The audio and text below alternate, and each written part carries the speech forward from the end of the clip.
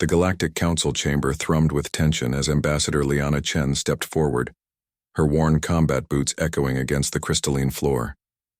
Beside her, Daniel Martinez adjusted his medical scanner, the device still stained with alien blood from 3 rotations ago. The incident that had shattered diplomatic protocols across 7 star systems was about to be debated once more. The human delegation will present their defense, announced High Arbitrator Vexthul, his 6 arms gesturing with barely contained frustration.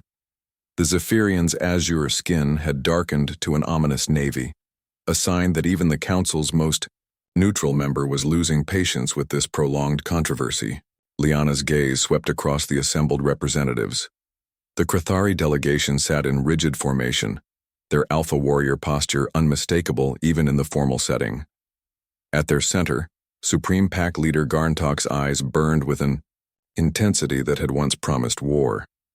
Now those same eyes held something far more complex, a conflict that had divided his entire species. "Honored Council," Liana began, her translator rendering her words in the harmonic frequencies that served as the galactic standard. 3 rotations ago, Medical Officer Daniel Martinez and I encountered a Krathari hunting party on Kepler 442b during a routine survey mission. The memory crystallized in her mind with painful clarity. They had been cataloging mineral deposits when the distress signals reached them, high-pitched keening that cut through the planet's electromagnetic interference. Following standard first aid protocols, they had tracked the source to a narrow canyon where they found the young Krathari warrior. The individual was approximately 12 standard years old, Daniel interjected, his voice steady despite the weight of 1,000 stairs. Severe plasma burns covered 30% of his body, internal bleeding, collapsed lung. Without immediate medical intervention, he would have died within the hour. A low growl rippled through the Krathari section. Even now, the pack couldn't reconcile their cultural taboos with what had transpired. In Krathari society, weakness was culled, not coddled. A wounded cub who couldn't defend itself was meant to die. Such was the law of the hunt that had governed their species for millennia. "You had no authority," snarled war leader Thekmar, rising from his position. "The cub belonged to our pack. His fate was ours to determine." "His fate was death," Liana replied quietly. "We couldn't stand by and watch a child die when we had the means to save him." The words hung in the air like an accusation. Across the chamber, other species shifted uncomfortably. The ethereal collective's gaseous form swirled with agitation. The machine-like Nexus protocols processed this emotional paradox with visible strain, their optical sensors flickering rapidly. "The humans violated the prime directive of non-interference," declared Representative Ziloth of the Hive Confederation. "They imposed their primitive emotional responses on a superior culture's established practices." Daniel stepped forward, his jaw tight with controlled anger. "Superior?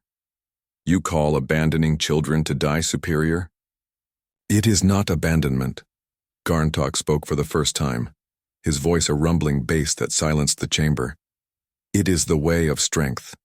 The weak are consumed, so the strong may thrive. This has been our path since the first hunt on our homeworld." "And how's that working out for you?" Liana asked, her diplomatic training warring with her human instincts. "Your birth rates have declined 70% in the last century. Your warrior caste grows smaller each generation. You're literally breeding yourselves into extinction." The accusation struck home. Several Krathari warriors exchanged uncomfortable glances. This was the unspoken crisis that plagued their civilization. Their adherence to ancient traditions was slowly destroying them, but admitting weakness was unthinkable. "The human speaks truth," came a voice from the back of the Krathari delegation. A scarred veteran named Morgath stepped forward, his movement causing a stir among his packmates. "I have seen 14 cycles of war. Each year, fewer cubs survive their trials. Each year, our packs grow smaller." "Silence, old one," Thekmar snapped. "Your words stink of cowardice." "No," Morgath continued, his voice gaining strength. "My words carry the wisdom of survival. The humans saved Kethri and my own blood son. They asked nothing in return. They violated their own protocols and risked diplomatic incident for a cub they had never seen before that day. Liana felt her throat tighten. She remembered the moment Daniel had looked up from his medical tricorder, his face grave. The child was dying, and they both knew that interfering would cause a diplomatic catastrophe. But in that instant, faced with a choice between politics and conscience, they had chosen to be human. 3 rotations have passed. Garntok continued, his voice carrying undertones of internal struggle. Kethrian has grown strong. He learns. He hunts. He shows no sign of the weakness that should have marked him for death. The Supreme Pack. Leader paused, his next words clearly causing him pain. Perhaps our ancestors were not infallible. The chamber erupted in chaos. Half the Krithari delegation roared in outrage while the other half maintained thoughtful silence. The other species buzzed with excited communication in their various forms, chemical releases, electromagnetic pulses, quantum fluctuations of consciousness. Order, Vexthul commanded, his voice amplified to override the cacophony. The Council recognizes that this incident has broader implications than a simple violation of non-interference protocols. Liana seized the moment. The real question isn't whether we had the right to save that child, she said, her voice cutting through the diminishing noise. The question is whether we could live with ourselves if we hadn't. That's what makes us human. We don't always make the smart choice or the logical choice or even the legal choice. Sometimes we just make the right choice. Daniel nodded beside her. We've been monitoring Kethrian's progress through authorized channels. He's not just surviving, he's thriving. He's developed new hunting techniques, improved pack coordination, methods. His weakness has become innovation. The Council has heard enough, Vexthul declared after a long moment of deliberation. This matter cannot be resolved through traditional legal frameworks. The humans' actions have revealed philosophical divisions that run deeper than law. The High Arbitrator's next words would echo through galactic history. Therefore, the Council declares this case a catalyst for the Great Reassessment.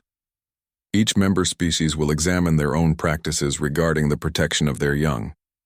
The human concept of mercy will be studied and evaluated. As the session adjourned, Garntok approached Liana and Daniel.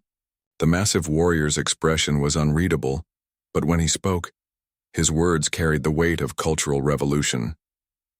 Kethrian asks to meet those who gave him life twice, once through birth, once through healing. Will you honor an old warrior's request? Liana smiled, feeling the weight of diplomatic protocol lifting from her shoulders. It would be our honor, Pack Leader.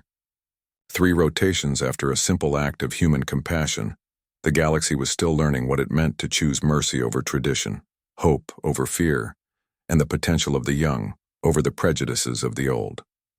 The Council remained split, but that split had become a crack through which new light was beginning to shine.